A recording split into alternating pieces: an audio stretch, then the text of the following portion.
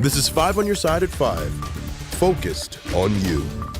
Tonight, hundreds of workers in the Metro East are trying to figure out what's next. They were temporarily let go from U.S. Steel in Granite City and will likely be off the job for several months. Thanks for joining us. I'm Mike Bush. I'm Kelly Jackson. The Granite City plant supplies steel to the General Motors plant in Wentzville, and the company says the layoffs are tied to the nationwide UAW strike. Justina Coronel is live in Granite City. So how many workers are impacted, Justina? Yeah, so this affects 300 people. And earlier today, I spoke to a restaurant owner, and he tells me this is so much bigger. It impacts businesses and the city. $28 out of 100. Lots of change indeed. Thank you, Michael. The start of October brings a new season to Granite City. It's a cycle Michael DeBruce has seen. This is probably the fourth time. 6-month temporary layoffs have returned at U.S. Steel Granite City Works. And like that trickle-down effect trickles down to so much more than what it is inside U.S. Steel. DeBruce's 67-year family business has been in this spot for nearly 2 decades. He said steel making and iron workers provide about 30% of their business. A loss of employees could mean loss of profit. They're coming here to buy gas or come here to buy food or going to other places to buy food, so it helps all of us out. Also keeping the family tradition alive is United Steelworkers Local 1899 President Dan Simmons. My dad worked here for 30 plus years himself. Then I got hired on with my twin brother. Now he leads the pack for 1,500 members. We have right around 262 employees that were laid off this week, and I have a handful that'll be going out in a week or two, and then at the end of the month I have some learners and that I've been informed. While U.S. Steel says the UAW strike has led to a decrease in demand, the president believes it was a knee-jerk reaction. Our book was fine, and our order book still is strong. They're just going to bring slabs from other locations. We've shown that we can do it, and I think that makes us an easier target somehow because we're good at taking it down and bringing it back up.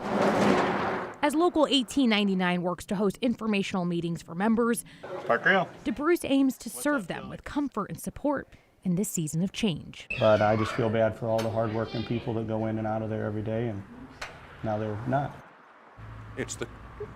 Now, those informational meetings will happen tomorrow at 9 a.m. for members to help with benefits.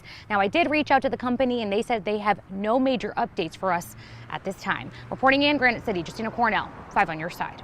And we are on week 3 of the United Auto Workers strike, and tonight we're hearing from the executive plant director at General Motors in Wentzville. Today we heard from GM workers who say they're hearing less and less from their plant about union negotiations. But according to the executive plant director, he receives updates every day, and he says the strike is hurting more than it's helping. I don't feel that it's even necessary to have a strike. Again, we have a historical offer on the table that addresses our employees' needs, and we would prefer that they come back to work as soon as possible. GM has offered employees 20% increases in pay. The union, on the other hand, is asking for a 40% raise for employees. Employees say they gave up cost of living raises during the 2008 auto industry crisis. New tonight, a grieving mother whose daughters died in a fiery crash is once again trying to keep the man who killed them off the roads. 5 on your side's Christine Byers explains why this mom is soon returning to court. Christine. Mike and Kelly, Jessica Ewell was 18 years old and her sister Kelly was just 13 when former Illinois State Trooper Matt Mitchell slammed head-on into their car. He was going 126 miles an hour, talking on his cell phone and using his police laptop. And it was his 8th crash. Kelly and Jessica's mother says the only way to make sure it's his last is to keep him off the roads, even if it means she'll have to relive the worst day of her life every 6 to 9 months. It happened along Interstate 64 near Scott Air Force Base in 2007. The Ewell sisters were leaving a family photo shoot on the day after Thanksgiving when Mitchell hit them. Mitchell said he was rushing to a call for service, but emergency personnel were already at that call. He pleaded guilty, received 30 months of probation, and his driver's license was revoked.